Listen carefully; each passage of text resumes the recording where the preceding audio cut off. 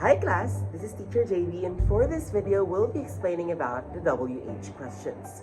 Probably you've come into a situation wherein you've been asked by a random stranger about where is a specific location, or you've been asked by your mother, father, or guardian about what is written in the cell phone or what is written in this paper. It seems too little for my eyes. That will be our discussion for this video.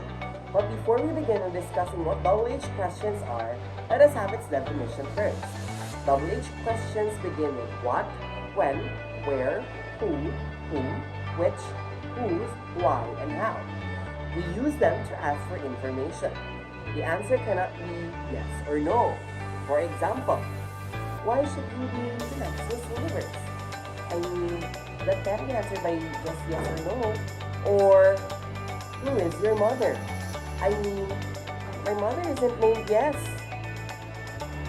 Now, let's go with forming WH questions. Now, in forming WH questions, we go through specific rules in grammar and construction. Now, we usually form WH questions with WH plus an auxiliary verb plus subject plus main verb. We also have another format which is WH plus a modal verb plus subject plus main verb. Now, let's have our example.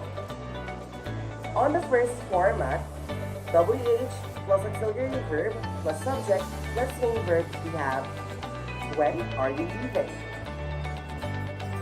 Where do they live? What has she done now? These are the examples of WH questions using auxiliary verb.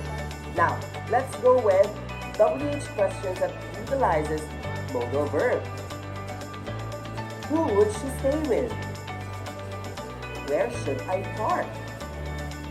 These are the questions that uses modal verbs for WH questions. Now, let's go with the next set of rules. The next set of rules surrounds about the utilization of WH questions without utilizing the auxiliary verb.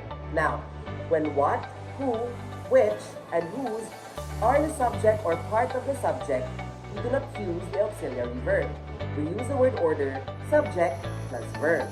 Now, examples are, what fell off the wall? Who bought these? Which horse won?